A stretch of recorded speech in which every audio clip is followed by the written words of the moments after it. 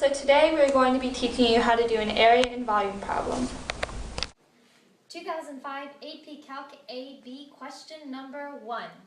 Let f and g be functions given by f of x equals 1/4 sine pi of x plus sine pi of x, and g of x equals 4 to the negative x. Let R be the shaded region in the first quadrant enclosed by the y-axis and the graphs of f and g, right here. And let S be the shaded region in the first quadrant enclosed by the graphs of f and g as shown in the figure above, right here. So, A says, find the area of R. Find the area of R. So we're going to take a look at our graph that we are given and see that R is right here. So, we notice that it starts at 0 and ends at this endpoint right here. But we don't know what that is, so we plug it into our calculator using our f of x and g of x, and we find the endpoint by going through the graph until we hit right there. And we found that the endpoint is 0.178210. So, with our endpoint being right there, we now can plug it into our formula. We take the top of the graph, so function g of x right here, as shown, and the bottom of the graph, f of x right here, and we subtract them.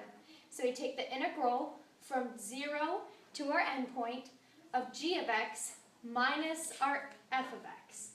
So when we plug that into our calculator, since all of these will be calculator problems, we get 0.06475.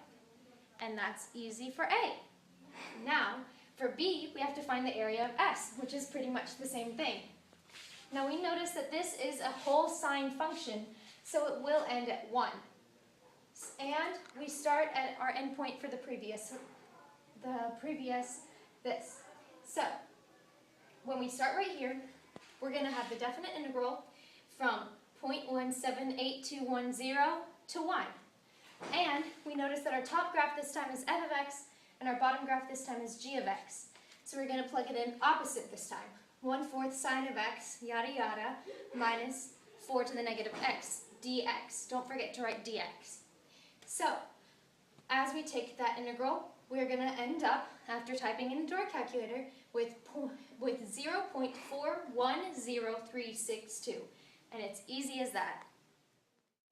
So this says, find the volume of the solid generated when S is revolved about the horizontal line y equals -1. So we're not going around the axis, we're actually going around y equals -1. So when you're going back to your problem, you have to make sure that you add in that 1 when you're doing each part. So the equation for volume, you start V equals pi, you always add pi out in front, from the integral, and since we're doing S, we're going to use the same integral as we did up here. So from 0.178210 to 1.